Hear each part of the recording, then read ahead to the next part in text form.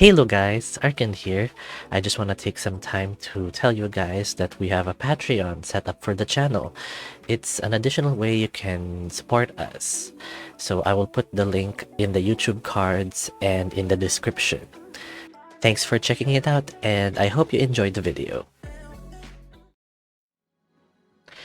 Okay, let's seal the deal then. This is how I and Gahel made a deal and ended up living together in this shop. Despite first impressions, Gahel was surprisingly cordial, except for his always stern tone, and as I warmed up to him, we became what one may call friends. And because he even helps me around the shop, I found myself in a strange relationship that's both comfortable and uncomfortable. After a morning of cleaning the store and displaying the merchandise, you get ready to greet customers at the counter. And there's always someone who shows up first when we open around 9 a.m. A regular customer is what I would have called him if it wasn't for an issue. No, a big issue. About time for him to show up, right? Chime. Someone said, speak of the tiger and he will come, and right now, that very tiger seems to have just walked in. The name of the tiger, whose bulky size is so large it fills the doorway, is Elred.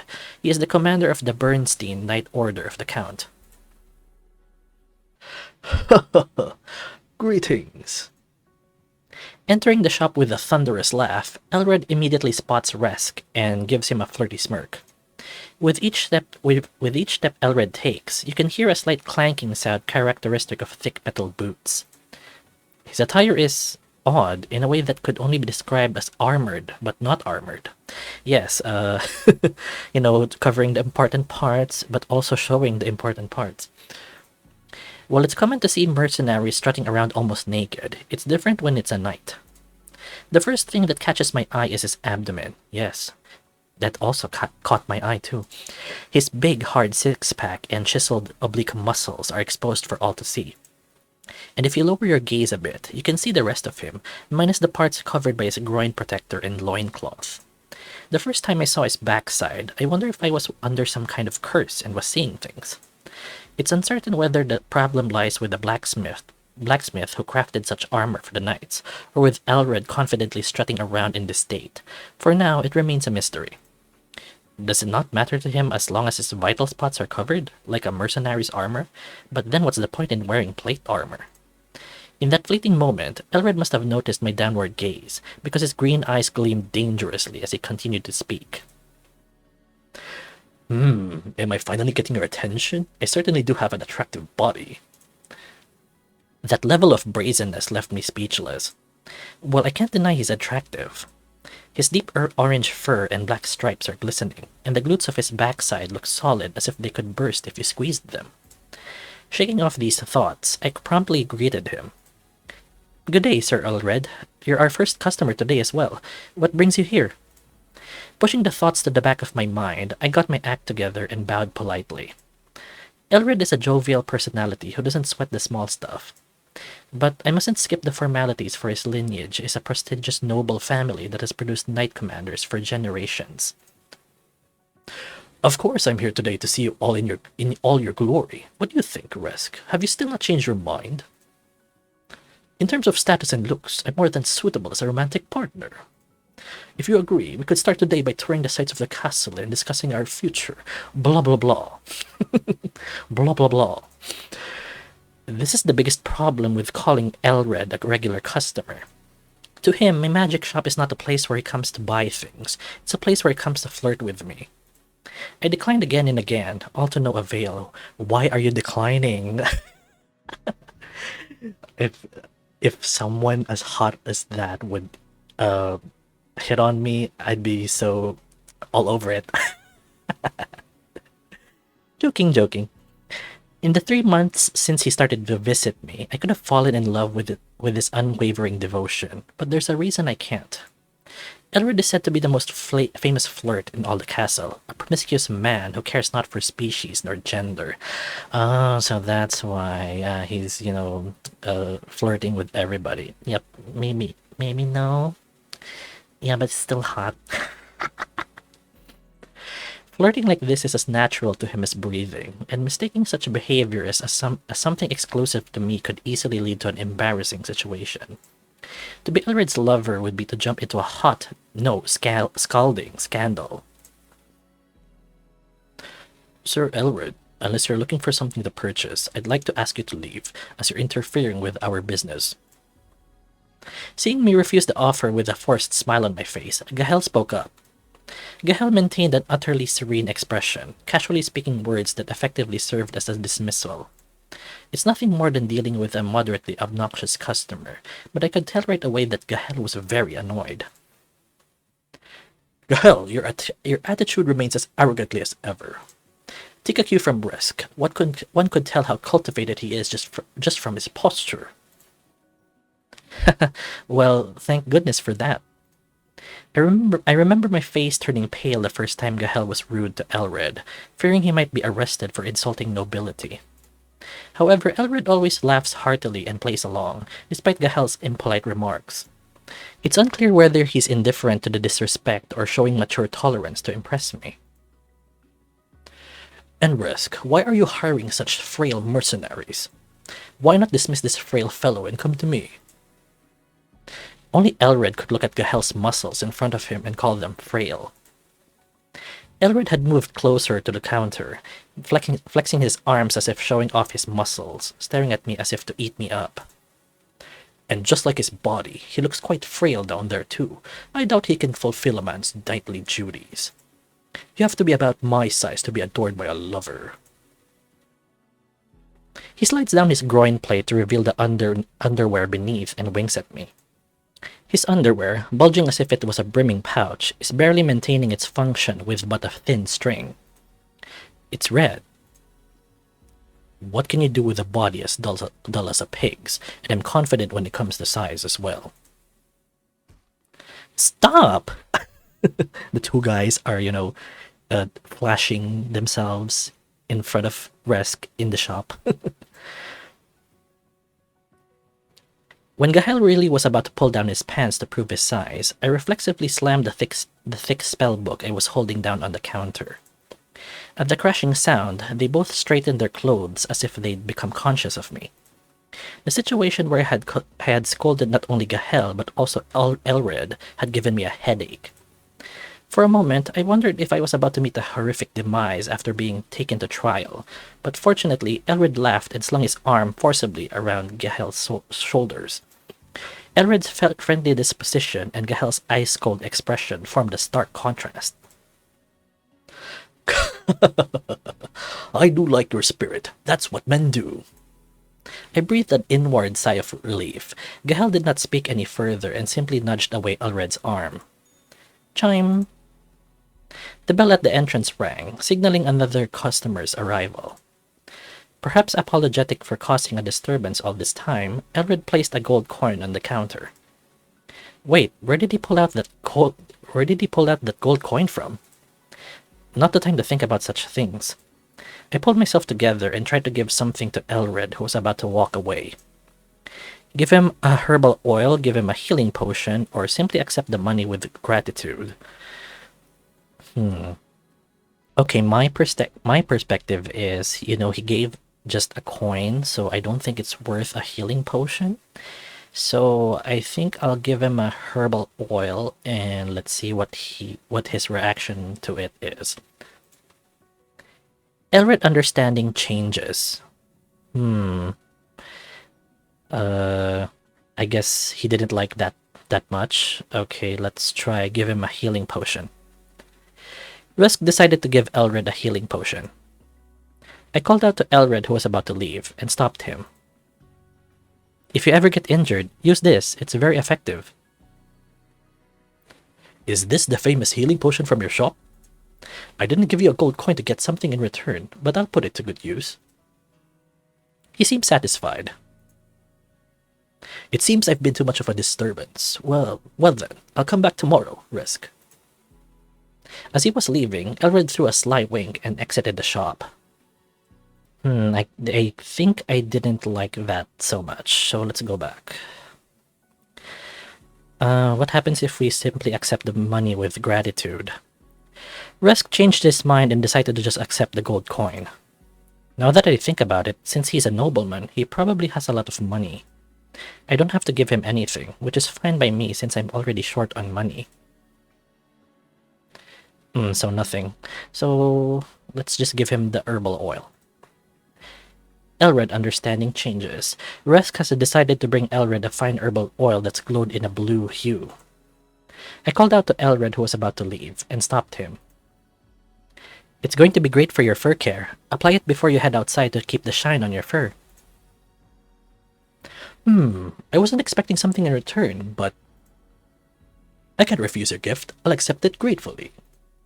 I had given it merely because the gold coin was a burden, but Elred seemed to like it more than expected. It seems I've been too much of a disturbance. Well then, I'll come back tomorrow, Resque.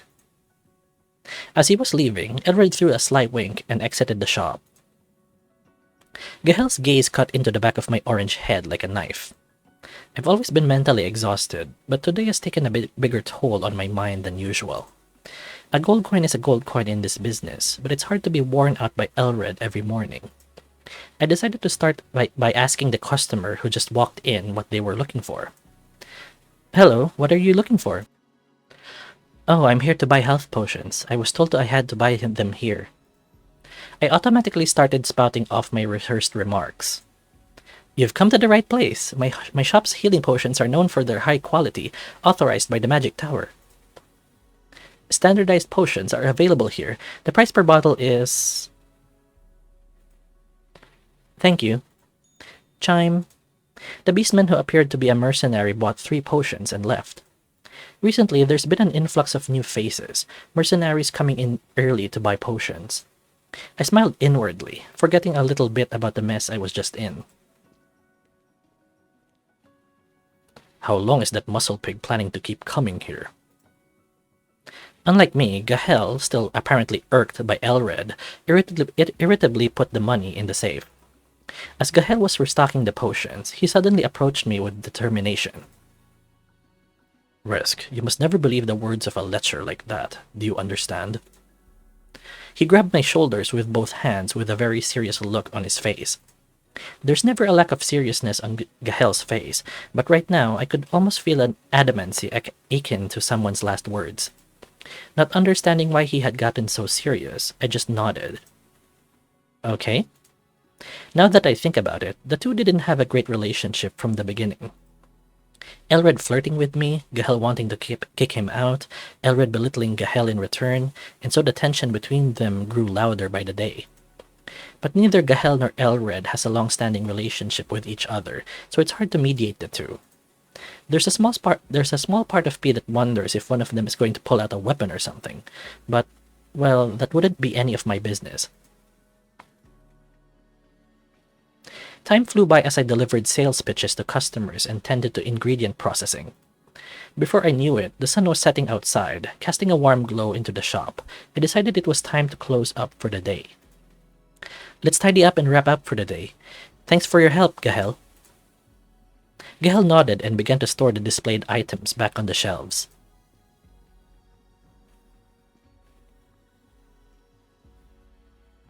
Okay.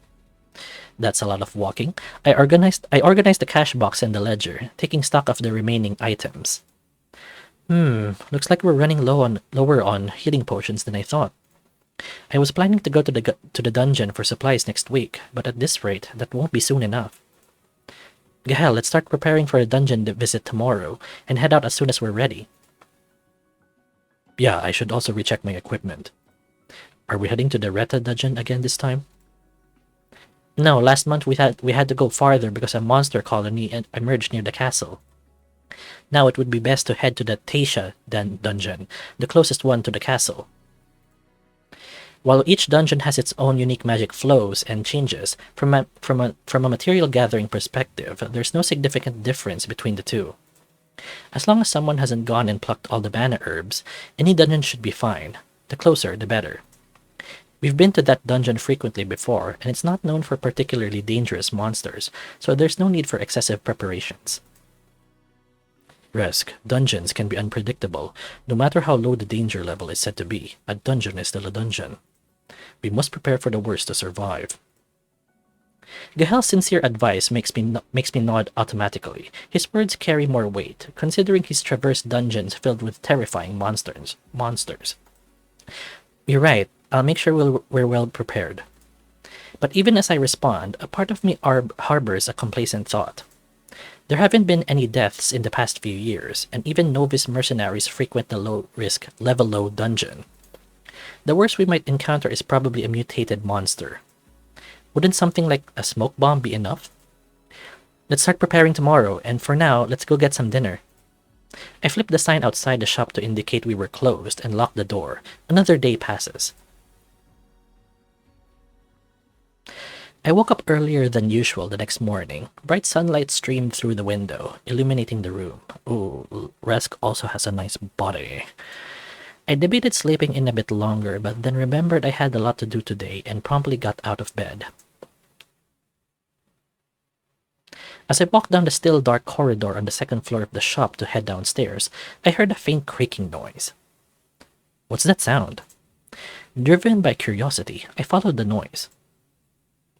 Through a slightly open door, I could hear Gahel's heavy breathing. Oh my gosh. He's getting busy. As I got closer, the increasing sound of his groans and the rhythmic creaking of the bed instinctively told me what he was doing. Peek into Gahel's room through the door gap, or leave the area to not disturb Gahel's enjoyment. I think we know what we're going to choose, guys. Let's peek into Gahel's room through the door gap. Oh wow, that's very nice. Gahel, engrossed in his private time within the room, was unaware of anyone's presence just beyond the slightly ajar door. Wow, that is B-I-G big. Okay guys, because this is a Shmekshi I won't be able to fully narrate this part on YouTube, so you know what I will do. I will just skip ahead and maybe provide some previews of the naughty scenes along the way, and then after I will give a summary of what happened. So I will see you in a bit. Unaware that his moans echoed down the corridor, he was lost in intense pleasure. Let's look at that for a second. Yes, let's look at it for a second.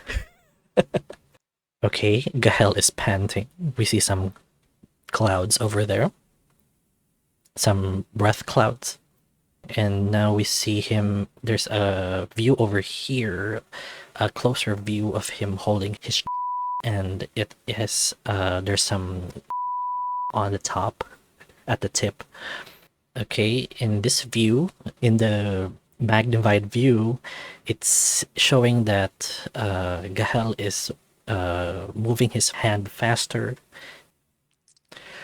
Okay, he just, he splurted. He erupted, and Gahel is blushing, and there's cream erupting from his. He clenched his jaw, trying to suppress the groan, but the beastly sound that erupted could not be contained. Whoops, surprise. So here, after Gahel climaxed, he plopped on the bed to rest for a bit, and it said that he's moving again. In the close-up view here, he's using his hand to reach again to his and it seems like he's going to go for another round. Okay, so a quick summary of what Gahel did. So, it was morning, he was hard, so he wanted to deal with that morning hardness. So, he got busy and he pleasured himself and he stroked his tool. And of course, Resque was watching, and the description of the movements and the actions were very detailed. And after he was stroking and eventually Gahel erupted, but after that it seemed like he was going for another round, and Resque stopped watching and is going down the stairs. Fortunately, Gahel didn't seem to notice. The grunts, groans, and the smell of sweat and chum grew more distant. Only after reaching the first floor did I let out a deep sigh of relief. I feel like I've seen something I shouldn't have seen. I descended to the ground floor of the store and began to prepare to enter the dungeon. I looked around the shelves in the store, looking for items to pack. Let's start with the basic essentials. I gathered my supplies, rope, hooks, and so on, and reached for the lantern that caught my eye, then hesitated. I debate whether or not to bring a source of light, as I can create light by magic, but I remember Gahel's advice and decide to take it. He also packed a sleeping bag and other miscellaneous items. I also think about the injuries that can occur in combat and pack healing potions. Suddenly, I remembered special potions I had stashed in the basement. These were my own versions of the expensive advanced healing potions sold by the Magic Tower affiliated alchemists. Of course, I had used forbidden methods in their creation, so I couldn't make many of them. I usually take them as insurance for more dangerous dungeons due to their potent effects. However, these potions, because of their recipe and the need to keep them secret during the Magic Tower certification process, must never be discovered. Most would naturally assume that this potion has been certified too, but if the Magic Tower ever discovered its true nature, I'd face a fate worse than death. I hesitated over whether to take it to the dungeon, considering its low danger level. But it wouldn't hurt to take it as a precaution. I've kept it hidden well so far. Decide to take it, keeping Gahel's advice in mind, or just pack other items instead? Seeing as we saw some Gahel action earlier, I think I want to, get in Gahel's good graces, so I decided to take it, keeping Gahel's advice in mind. I decided to pack a special potion. Right, it's still a dungeon after all. Better safe than sorry. I can keep it well concealed. Resque retrieved the special potion from the secret safe in the basement. The reddish potion was carefully wrapped and placed inside the bag. I hid it so tightly that even if a thief got their hands on it, they couldn't easily take it. Have I gathered everything I can from here? Now ready to buy preserved foods like jerky and dried fruits, I prepared to visit the grocery store. As I was putting money in my pocket, I heard footsteps from the second floor. Gahel came down, looking surprisingly refreshed. Good morning, Gahel. Good morning. Are you already preparing? I should have woken up earlier. It seemed Gahel had just finished some busy work. I looked at him with a knowing smile. Feeling my gaze, he looked at me questioningly. Is there something on my face? No, just that you look more dependable today. I don't understand what you mean all of a sudden. Anyway, I've already showered. Can I help with anything? I was a bit taken aback. Gahel, who usually takes second guesses before showering even after I repeatedly tell him to, he really dislikes getting wet, typical of a wolf. Wash? You? Gahel blushes a little and excuses himself. Well, I do wash when I feel like it. Seeing the odd shininess on Gahel's chest and stomach, I immediately recalled the situation from upstairs. I see, so that's it. Better to let it slide. Well, sure. That happens. I changed the subject, feigning disinterest. Anyway, I need to go to the grocery store to buy some preserved food. Oh, and I have to stop by the Mercenary Guild, so it might take a while. It's okay if you stay here. Take your time bathing. Normally, Gahel would have insisted on accompanying me to carry my belongings, but this time he just nodded in agreement. Alright, I'll do some maintenance here. I left Gahel behind and stepped out of the shop. Before we end the video, I would like to give a massive thank you to our patrons. Your support means more than the world to us.